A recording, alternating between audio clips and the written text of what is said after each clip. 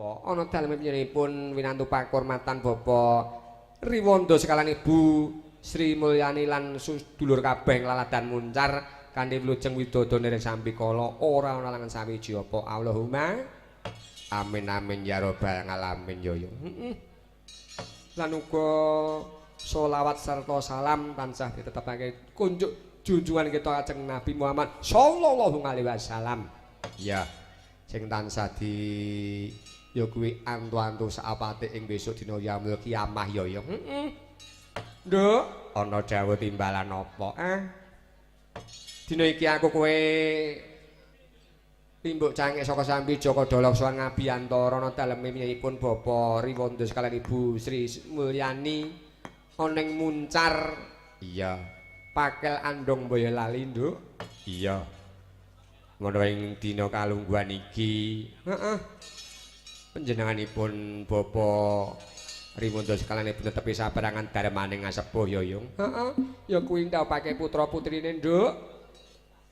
Cecilia Dahayu Afin Setyawati MPD.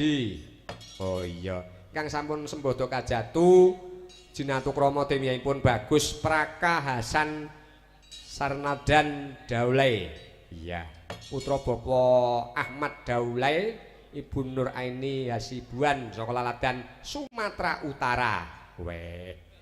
Aduh banget ya ya. Wah, jenenge judul kok, Nduk, tenan. Gusti iki nang jodhek marang umat iku ora kurang jalaran.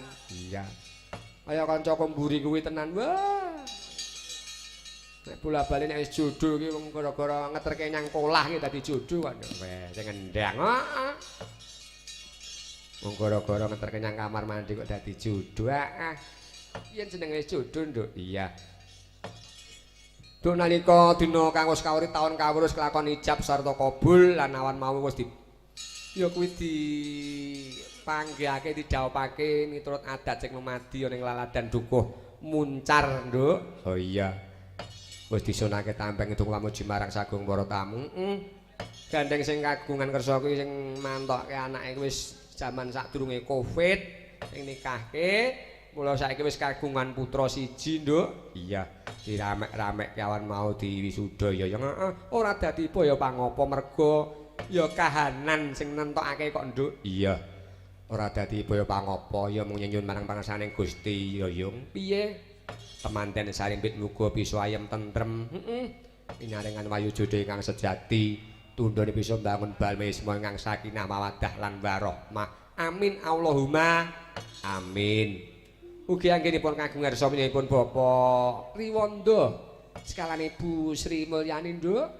Muga-muga para madya usana ugi salajengipun saged manggih kawilujengan. Iya, amin.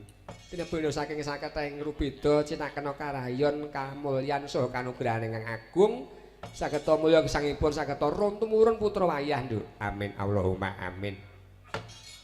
Nduk, ana dawuh timbalan apa? Ingkang angka loro panjenenganipun